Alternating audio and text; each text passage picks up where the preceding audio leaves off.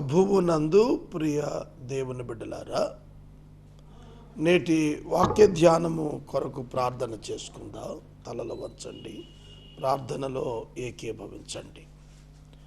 మమ్మలను మిక్కిలిగా ప్రేమిస్తున్న మా ప్రియ తండ్రి, మీకు వందనాలు, స్తోత్రాలు. మీరు మా మనస్సులలో ఉంచుతున్న నీ ప్రణాళిక కొరకై కృతజ్ఞతలు. మా ప్రేక్షకులు రక్షించబడాలి, గొప్ప ఉజ్జీవం మా దేశంలో రావాలి, ఒక ట్రాన్స్ఫర్మేషన్ టీచింగ్లో ఇండియా అంతా కూడా రావాలి. అట్టి భాగ్యం నేను చూడాలని ప్రార్థిస్తున్నాను. నేటి వాక్య ధ్యానం ద్వారా మమ్ములను ఆశీర్వదించుమని యేసు నామమున వేడుచున్నాము తండ్రి, ఆమెన్. ప్రియమైన దేవుని బిడ్డలారా, మనము 6,000 ఎపిసోడ్స్కు దగ్గరగా ఉన్నాము. Very near to 6,000 episodes mile stone. ఇవాళ మనం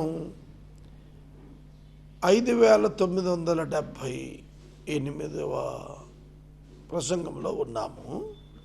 సెప్టెంబర్ 9th or 10th మనం రీచ్ అవుతాము దేవుని కృపను బట్టి. కాబట్టి మనం సెలబ్రేషన్ చేసుకోవాల్సిన సమయం దగ్గరలో ఉందంటాను నేను. ఎందుకంటే ఇది ఆశ్చర్యం, అద్భుతం, మహోన్నత దైవ కార్యం.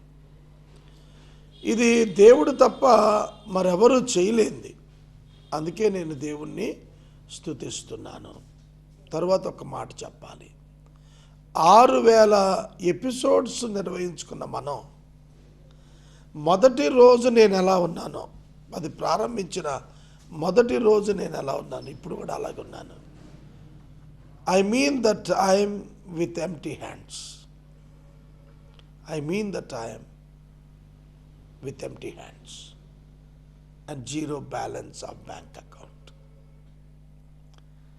6,000 ఎపిసోడ్స్ చేసినా కూడా నాకు స్టూడియో లేదు. It's a record. Without studio Guinness book of world record సాధించడం అనేది గ్రేటెస్ట్ రికార్డ్. దేవుడు గొప్ప కార్యాలే చేస్తాడు. ఇది మనం తప్పక నేర్చుకోవాలి. నేను వాక్యంలోకి వెళ్తాను. గలతీ పత్రిక 4వ అధ్యాయము. గలతీ పత్రిక 4వ అధ్యాయము 8వ వచనము నుండి మనము వాక్యాన్ని ధ్యానము చేయాలి. నిన్న కాలం పరిపూర్ణమైనప్పుడు యేసుక్రీస్తును దేవుడు పంపాడు. ఇది నేను చెప్పాను. I am enjoying the book Galatians. గలతీ పత్రికను నేను ఆస్వాదించి ఆనందిస్తున్నాను. మరి మీ వరకు ఎలా ఉందో నాకు తెలియదు. ఈ వాక్యాలు గుండెని హత్తుకుంటున్నాయి, ఆత్మని బలోపేతం చేస్తున్నాయి, క్రీస్తు కొరకు కమిట్మెంట్ రెన్యూ చేస్తున్నాయి నాలో. నేను ఒక క్రొత్త ఆధ్యాత్మిక స్థితి ఈ వాక్య ధ్యానంలో నా ఆత్మలో, అనుభూతిలో చూడగలుగుతున్నాను. ఎంత గొప్ప దేవుడు! మనల్ని ఎన్నిక చేసుకోవటానికి మనం ఎంతటి వాళ్ళం? మనం ఆకాశంలోకి చూస్తాం, నక్షత్రాలు మిణుకు మిణుకుమంటూ చిన్న చిన్న చుక్కలు చుక్కలుగా కనిపిస్తాయి, చాలా చిన్నగా. అవి దగ్గరికి వెళ్తే ఎంత పెద్దవి. పరలోకంలో ఉన్న దేవుడు మనల్ని చూస్తే, భూమి మీద ఉన్న మనల్ని చూస్తే మనం ఎంత చిన్నాళ్ళం. మన పట్ల దేవుని ప్రణాళిక ఏమిటి అసలు? మనము దేవునికి వారసులం ఏమిటి? మీకు తెలుసా, విశ్వంలో ఎన్ని వేల కోట్ల గ్రహాలున్నా ఒక్క భూమి మీద మాత్రమే మానవుడున్నాడు. శాస్త్రవేత్తలు పాపం చాలా ప్రయత్నం చేస్తున్నారు, ఇంకా జీవులు ఎక్కడైనా ఉన్నారేమో, మనలాంటి మానవ లోకాలు ఇంకెక్కడైనా ఉన్నాయేమో అని చేస్తున్నారు. కానీ దేవుడు మానవులను భూమి మీద సృష్టించాడు.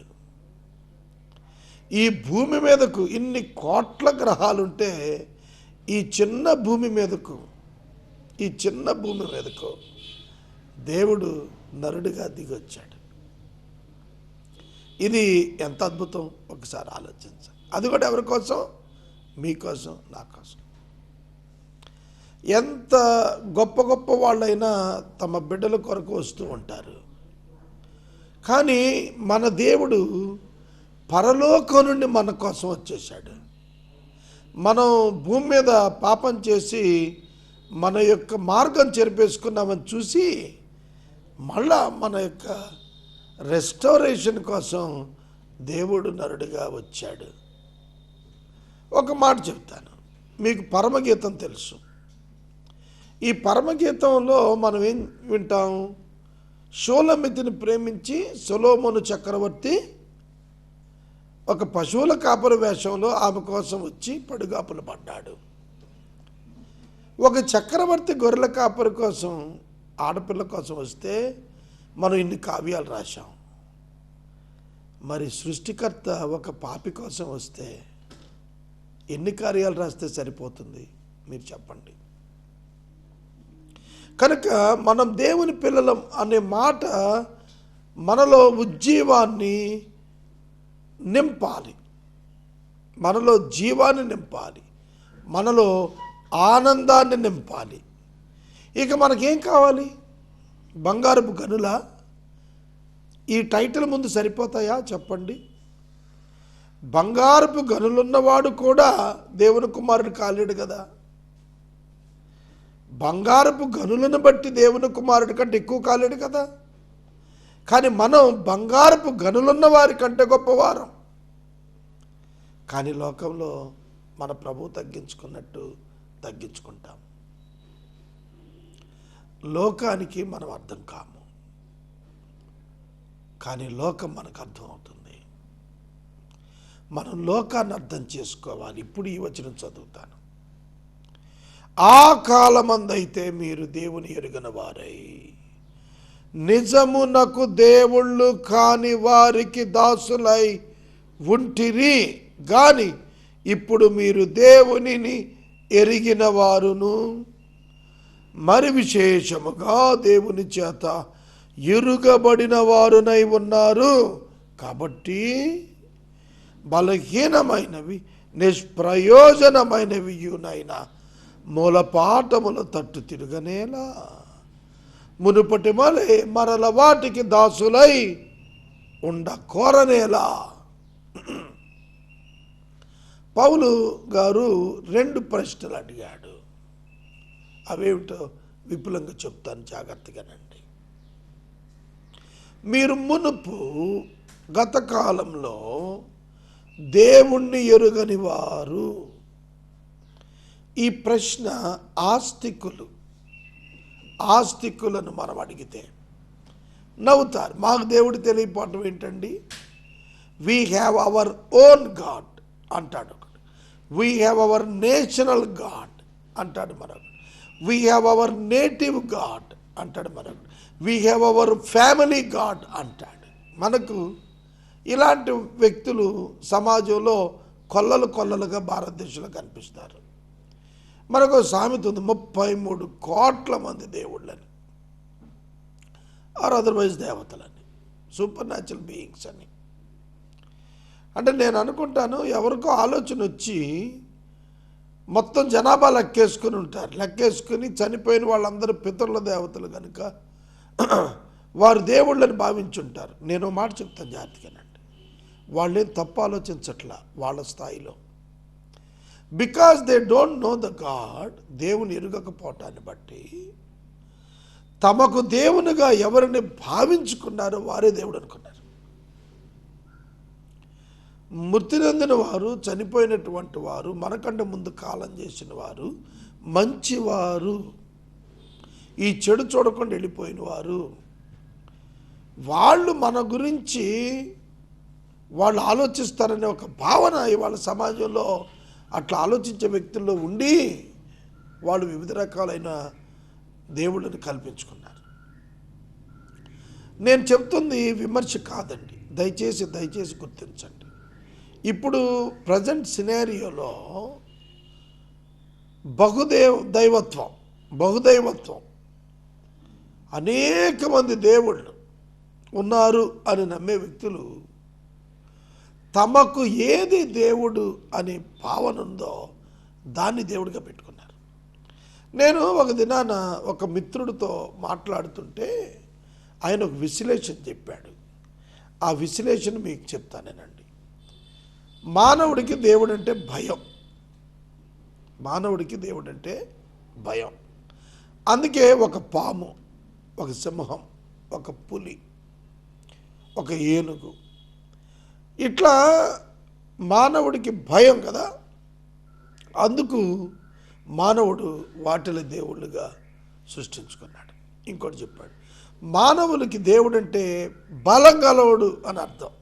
అందుకనే మానవులు ఈ బలమైన వాటిని, జంతువులను వాళ్ళు ఎలా పెట్టుకున్నారు? దేవుడిగా పెట్టుకున్నారు.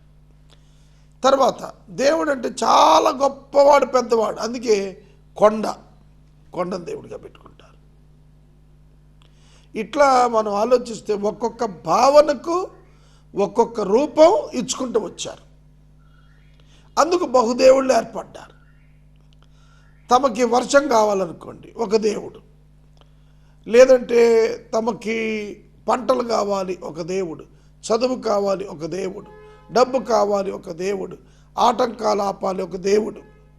నేను మళ్ళీ చెప్తున్నా, ఆపి ప్రసంగం. నేను ఎవరిని విమర్శించడం లేదు. I'm not criticizing my friends. ఏ రిలీజియన్ వాళ్ళని నేను విమర్శించడం లేదు.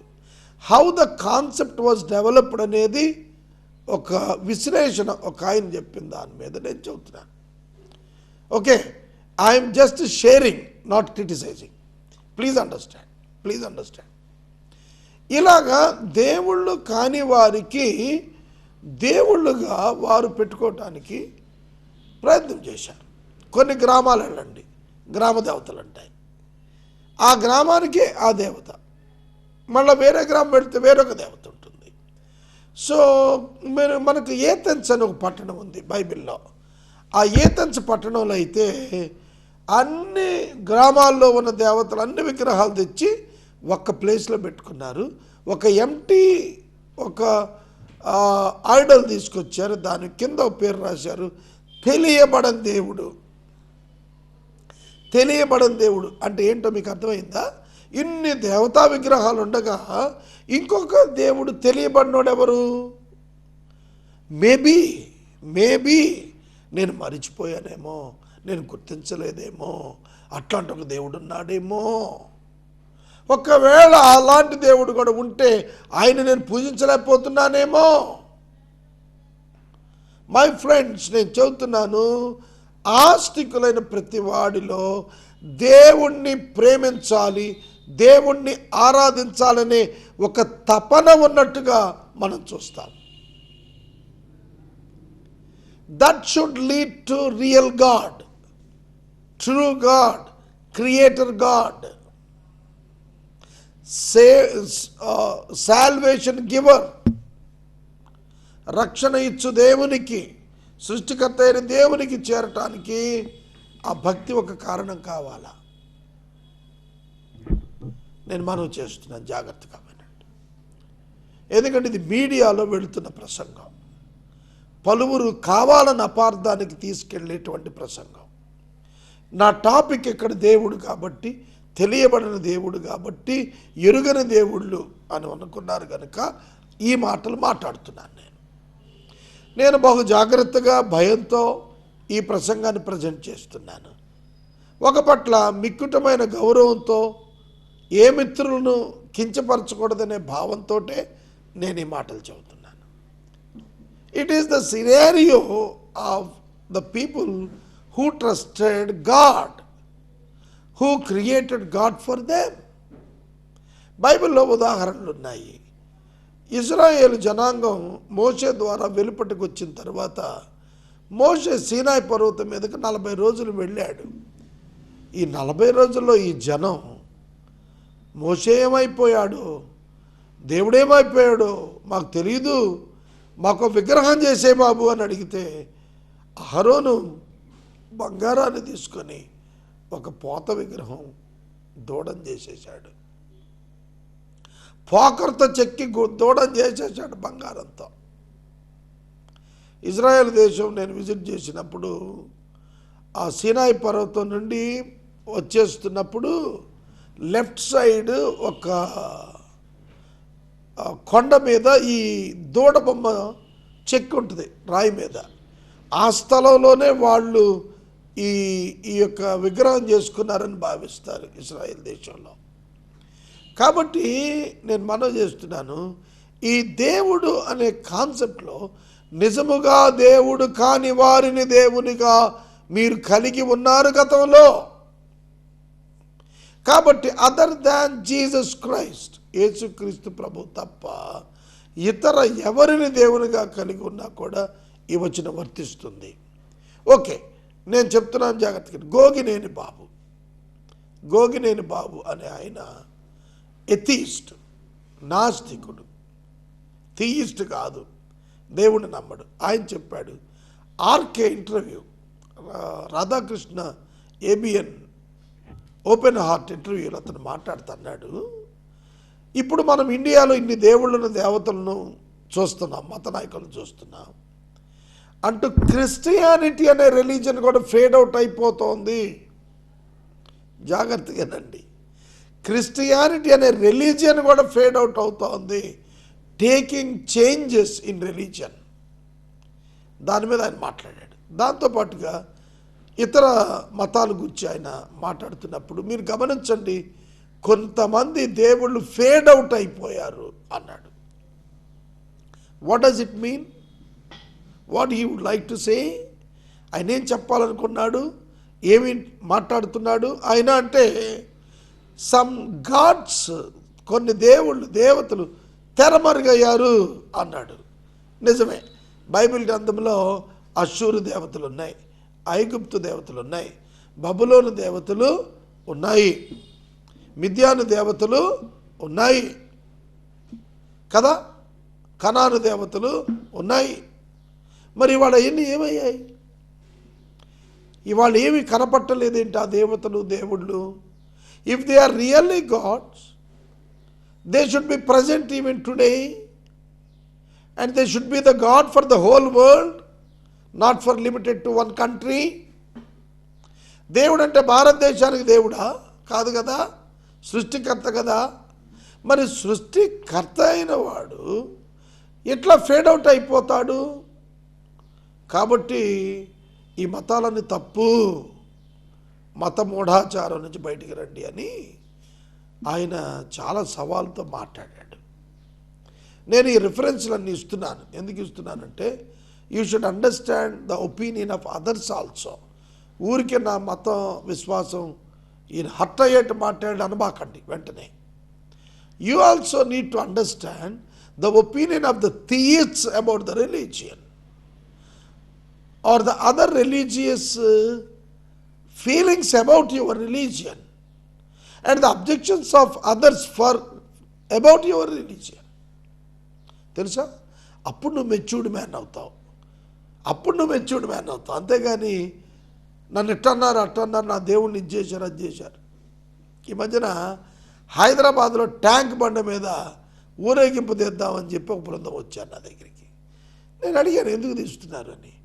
ఆ బైబిల్ కాల్చేశారండి. Yes, it is offensible. దానికి మీరు ట్యాంక్ బండి మీద మిమ్మల్ని చూపించుకోక్కర్లేదు నాయన. I immediately spoke with the circle inspector of that Telangana district town. Immediately they caught the people and they arrested 8 people. దానికి మీరు ఇంత గొడవ చేయాల్సిన అవసరం లేదన్నాను. ఆఫ్కోర్స్ ఈ మాట నేను అన్నందుకు ఒకవేళ మీరు క్రిస్టియన్ వ్యూవర్ అయి ఉంటే సాగర్ గారు ఇట్ట అన్నాడు ఏంటి అని మీరు అనొచ్చుగాక. సో ప్లీజ్ అండర్స్టాండ్ మీ, నన్ను అర్థం చేసుకోండి. నేను చెబుతున్న మాట జాగ్రత్తగానండి. నాకు తెలుసు ఈ ప్రసంగం మీద ఏదో ఒక బాణం నా మీద సంధించడానికి ఎవడో ఒకటి ప్రయత్నం చేస్తాడు, నేను కాదంటలేదు. జాగ్రత్తగా వినండి. యేసుక్రీస్తు ప్రభు చెప్పిన దానికి నువ్వు చేసే ధర్నాకి ఏంటి సంబంధం చెప్పండి. సో ఆయన ఒక చెంప మీద కొడితే ఇంకో చెంప తెప్పమన్నాడు. మనకు అది చేతకాక ప్రొటెస్ట్ చేస్తున్నాం, కాన్స్టిట్యూషనల్గా ప్రొటెస్ట్ చేస్తున్నాం. That's not wrong. Constitutionally we are protecting our religion, very good. But Jesus said, Yesu చెప్పింది ఏంటంటే, you don't need to protect Christianity, right? నువ్వు క్రైస్తవ్యాన్ని కాపాడటం ఏంటి? Foolish thing. క్రైస్తవ మతాన్ని నువ్వు కాపాడే ప్రయత్నం చేస్తున్నావు. క్రీస్తు ఇచ్చిన సువార్తను ఎవడు కాపాడక్కర్లేదు. ఒకరోజు దేవుడు నిర్ణయించాడు, ఆ రోజు తీర్పు తీర్చేస్తాడు. మన వేషాలతో దేవుడికి ఏం పని లేదు. సో నేను మాట్లాడుతున్న జాగ్రత్తగా అర్థం చేసుకోండి మిత్రులారా. దేవుళ్ళు కానివారు, మునుపు దేవుళ్ళు కాని వారికి దాసులై ఉన్నారు. ఇవాళకి క్రైస్తవ్యాన్ని మతంగా మార్చుకొని చాలా రకాల దాస్యాలకు లోబడ్డారు. నేను చెబుతున్నాను, కూడుకొనుట యందు అశ్రద్ధ చేయొద్దు అని ప్రభు వాక్యంలో రాయించారు. ఎందుకు కూడుకోవాలండి అసలు విశ్వాసులు? Why should the congregation get together? What is the purpose of get together of the congregation? Think of the people who are in need. Think about the people who are in need. ఆరాధించు, వారి ఆత్మతో సత్యముతో ఆరాధించాలి. ఆరాధన కోసం కూడుకోరు. New Testament says that there is no worship place. The worship place is your heart. మీ హృదయం వర్షిప్ ప్లేస్. యోహాను 4లో అప్పుడే చెప్పేశాడు, అమ్మా రాబోయే రోజుల్లో యెరూషలేములో కూడుకోరు, కొండ మీద కూడుకోరు అన్నాడు. కానీ ఇప్పుడు 2 లక్షల మందికి నేను గుడి కట్టాను, 3 లక్షల మంది నా దగ్గర వస్తారు, 10 ఆరాధనలు, 5 ఆరాధనలు, గుళ్ళుకు రండి. What is this teaching? This should be transformed. రూపాంతరం చెందాలి. ఇక తలంపులు సమయం లేదు. ప్రభు రాకడొస్తోంది. ప్రజలు నశించిపోతున్నారు. ఎంతకాలం ఆరాధన చేస్తున్నారు గుడిలో కూర్చొని? Come out of the church and preach the gospel to the perished souls. నశిస్తున్న ప్రజల దగ్గరికి వెళ్ళమని యేసయ్య 2000 సంవత్సరాల కింద చెప్తే, అపోస్తలులు ఎవరు కూడా గుడి కట్టుకోకుండా దేశాలన్నీ పట్టుకొని పోతే, ఇప్పుడు అపోస్తలని పేరు పెట్టుకున్న వాళ్ళని గుళ్ళు కట్టుకుంటున్నారు. I'm not against building the churches. It is the place of meeting, I agree. But what is the attitude behind that construction? పుణ్యక్షేత్రాలు వచ్చేస్తున్నాయి క్రైస్తవీలో. Who said it? People becoming religious, Christians becoming religious. No, దేవుడు చెప్పలేదు. అందుకని అన్నాడు, ఆ కాలమందు మీరు దేవుని ఎరుగని వారై ఉన్నారు. ఇవన్నీ దేవుని ఎరుగని వారుగా చేస్తున్నారా మీరు? దేవుని ఎరిగిన వారు దేవుని ఎరిగినట్టు ప్రవర్తించాలి. You can have a get together to think about the people who do not have the food, who do not have the health, who do not have the salvation, who do not have the education. చదువు లేని వాళ్ళు, తిండి లేని వాళ్ళు, బట్ట లేని వాళ్ళు, ఇల్లు లేని వాళ్ళు, వసతి లేని వాళ్ళు, ఆరోగ్యం లేని వాళ్ళు, వాళ్ళ కోసం కూడుకొని ఆలోచించాలి. ఆదిమ సంఘం కూడుకొని ఆలోచించింది దానికోసం. ఇట్లా చేతులెత్తి ఆరాధన చేసి చందాలు పట్టుకొని డాబాలు కట్టుకొని ఏసీలు పెట్టుకోవటానికి కాదు. మునుపు దేవుళ్ళు కాని వారికి దాసులుగా వాళ్ళుంటే, ఇప్పుడు క్రైస్తవులు మళ్ళా మూల పాఠాలేపు తిరిగిపోతున్నారు. 50 రోజులు ఉపవాస ప్రార్థన ఎవడు చెప్పాడు నీకు పెట్టమని? What you will get through that? ఏం పొందుతున్నావు? 40 రోజులు మోషే సీనాయి పర్వతం మీద ఉన్నాడు, ధర్మశాస్త్రం తెచ్చాడు. నువ్వు 50 రోజులు ఉన్నావు, ఏం తీసుకొచ్చావు? ఏం చేశావు? 40 రోజులున్నా నువ్వేం చేశావు? 20 రోజులు ప్రకటించుకుని నువ్వేం చేశావు? So what is the transformation in you? నీలో ఏమి ట్రాన్స్ఫర్మేషన్ వచ్చింది? కాబట్టి మూలపాఠాలకు తిరగద్దు ఫ్రెండ్స్. మూలపాఠాలకు వెళ్ళబాకండి. మీరు దేవుని కుమారులు. జీసస్, యేసుక్రీస్తు ఎప్పుడో కూళ్ళు ఉండిపోలే. He travelled. ఆయన తిరుగుతూ వెళ్ళాడు. అబ్రహాం ఒక చోట ఉండిపోలేదు, తిరుగుతూ వెళ్ళాడు. ఇస్సాకు ఒక చోట ఉండిపోలేదు, తిరుగుతూ వెళ్ళాడు. సో నీ ఐడియాలజీ మారాల, సేవకులు తలంపులు మారాల. మనమేమనుకుంటాం, చెరువు గట్టున కొంత ఆక్యుపై చేసుకొని, ఒక ఖాళీ గవర్నమెంట్ ఫారం ఒక ఆక్యుపై చేసుకొని ఒక స్థలం వేసేసుకుందాం అనుకుంటున్నారు. ఇది డైవర్షన్, ఇట్స్ అ డైవర్షన్. నేను చెబుతున్నాను, ఇది క్రైస్తవ్యం కాదు. ఒకవేళ మీరు నన్ను తిడితే తిట్టండి, నేను కాదన్నా. క్రైస్తవ సంఘం ఇన్విజిబుల్, కనపడదు కంటికి. నువ్వు చూస్తున్న నీ కొడుకొచ్చే జనం అంతా పరలోకాలు ఉంటారనుకోండి, అపోహ. I can say that truly. నేను చెప్తున్నాను నేనండి. 180,000 మంది ఒక ఆయన గుడికి వెళ్తే, 5-6 వందలు ఒక గుడికి వెళ్ళిపోతే, they may enjoy the AC and the atmosphere, their music also, but you can't give the assurance for the heaven for them. కాబట్టి మునుపు దేవుళ్ళను ఎరుగని వారుగా ఉన్నప్పుడు మీరు ఎట్లున్నారు, ఇప్పుడు ఎట్లున్నారు? దేవుణ్ణి ఎరిగిన తర్వాత మూలపాఠాలకు ఎందుకు వెళ్తున్నారు? Why you are going back to the religion and practices? పండగల కోసం పోట్లాట, సెమీ క్రిస్మస్లకు మైకులు పెట్టడం లేదని దెబ్బలాడతాడు. ఆఫ్టర్ 10 PM, రాత్రి 10 తర్వాత, your church should not use mic which is inconvenience to the public. మతం పేరిట, దేవుడి పేరిట ప్రజలకు సౌకర్యం కలిగించడానికి ఏ క్రైస్తవుడికి హక్కు లేదని నేను మనం చేస్తున్నాను. సహోదరుడా, సహోదరి, దేవుని యొక్క వాక్యము మాట్లాడుతున్నాను కనుక మనం ఆలోచించాలి. ఇప్పుడు మీరు దేవుని ఎరిగిన వారు, మరి విశేషముగా దేవుని చేత ఎరుగబడిన వారు.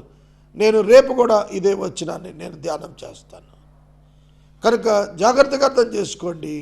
దేవుళ్ళు ఎట్లా వచ్చారో ఏంటో నాకున్న అభిప్రాయం, నాకున్న నాలెడ్జ్తో నేను కొంచెం మీకు ప్రజెంట్ చేశాను. With humbleness, not with